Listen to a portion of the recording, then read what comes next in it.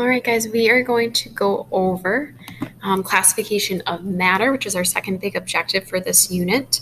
And we're going to initially just kind of separate it out based on a flow chart. So you should have this right in your notes. And this is going to be kind of a similar idea of in biology when you have the classification of living things.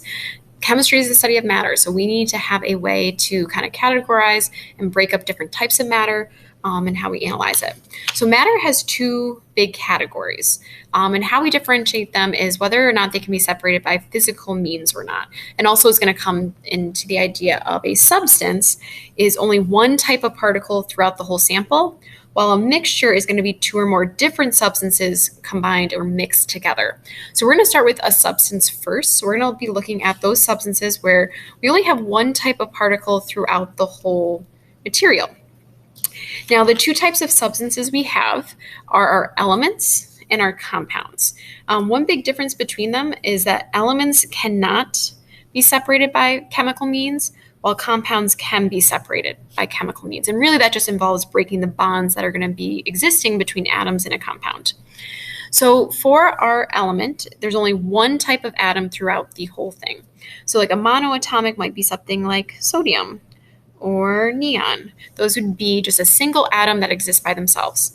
But we have several elements that cannot exist as a single atom. They exist as being diatomic. And these are just two of the same type of atom that are combined. So we have H2, N2, O2, Cl2, Br2, F2, forgot that one, and I2. There are 7 of them. So these guys all exist as diatomic, where there's 2 of the same, but it still is classified as an element because it's still just one type of atom. They're just bonded together a little bit differently. For a compound, these are 2 or more different elements that are chemically combined in a fixed proportion. So if I have something like, H2O, say as a liquid, that's in a fixed proportion. I have to have 2 hydrogens for every 1 oxygen. If I have something like carbon dioxide gas, okay, this would be 1 carbon every 2 oxygens. That's a fixed proportion. As you can see, we have over here, we just have 1 capital letter, like representing 1 element. Here, you're going to see 2, because we're going to have 2 symbols for at least two different elements that are combined. Say we have from biology, you probably remember this, C6H12O6, glucose. So solid. Here we have 3 different elements that are chemically combined. So this would be like a solid sample of glucose, which would be our compound. So one little way that you want to think about these, which we're going to go into depth in our next page, has to do with particle diagrams. So in this one, this would be our element. Okay, we only have 1 type of atom through the whole thing. They all match each other. In a compound, okay, we have to have 2 or more atoms that are chemically combined, so they're going to be touching. And then if we look, this is the only type throughout the whole sample. And we'll talk about that a little bit more. Okay, so those were our 2 substances, elements, and compounds. Okay, going back up to the top, we talked about, again, matter is either classified as a substance or a mixture. Okay, we talked about our substances, those elements and compounds, but we also need to talk about our mixtures. So mixtures are those 2 or more different substances that are combined in varying proportions. So if I make something like lemonade, okay, I can have 1 scoop of lemonade mix in my pitcher of water, or I could have 2.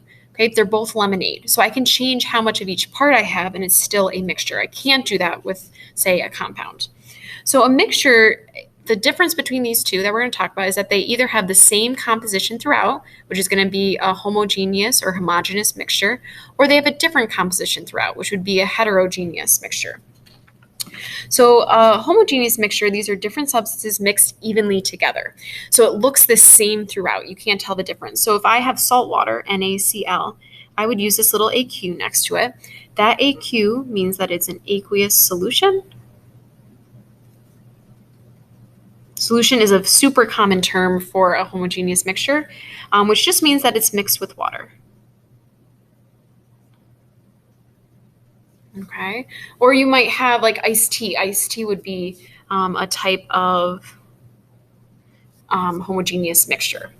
Okay, if we look at a heterogeneous mixture, these are where the different substances are mixed unevenly. So I can see the different materials throughout it. So this would be like any of your, like, say, Italian dressings. You can see the oil and you can see the different particles that are within there. Or something like concrete. If you look at concrete closely, you can see the different types that are mixed together. So heterogeneous, you can see the different types. So when we look at like a particle diagram that represents this, in this particle diagram, I'm trying to show that they're evenly mixed. So I have two different types of particles, okay, two different elements, a monoatomic element and a diatomic, and they're mixed evenly together. Over here, I have two different types of materials, which makes it a mixture. But here I have them kind of clumped together. So here I might have a solid, and then here might be like a gas or a liquid that's going around it. So in this case, is again, how they're arranged will help determine if it's a homogeneous mixture or a heterogeneous mixture. So on the next page, and this on your notes, you're going to want to kind of look at and use different symbols you could use, or you don't have to use different colors. So you could use like a, plain circle, a colored in circle, one with stripes to make these different combinations. So elements and compounds, remember, are our substances. So these are going to look very different than our mixtures. So in all of these boxes, there's only one type of particle. So here I have just a single atom of an element. Here I have my diatomic element. They all match. Same thing over here. Here's a compound made up of two atoms. Okay, they all match that compound. And over here I have a compound made up of three elements or atoms, and they all match. So that's what makes it a substance. All of these guys only have one type of repeating particle in its container or in its sample. Okay, the difference between these, though, is elements, it's just one type of atom. Okay, whether it's the single atom or in our diatomic, it's just one type. Over here, within that compound, what makes it a compound is that it has two or more different atoms bonded together. So feel free to pause that to get everything down on your paper. When we look at our mixtures, so here's kind of our other category. Okay. Here we can see that we have a whole bunch of different types of particles. So a homogeneous mixture and a heterogeneous mixture is just the difference between their arrangements. Here they're evenly spread out between each other. Here they're going to be clumped together. But one thing I want you to be able to visualize is why these are mixtures in terms of, if I look at this one atom, they all don't match it. I have another one here. So these two are mixed together. Same thing here. I have this single atom, but then I have a different compound here. Okay, they don't match. So that's what makes it a mixture. And same thing over here. I have this atom here, but not everything matches it because I also have this green one. And then lastly over here, we have this orange one that's mixed together with this compound over here. Okay, so these are all mixtures because they have to have at least two different types of substances within them.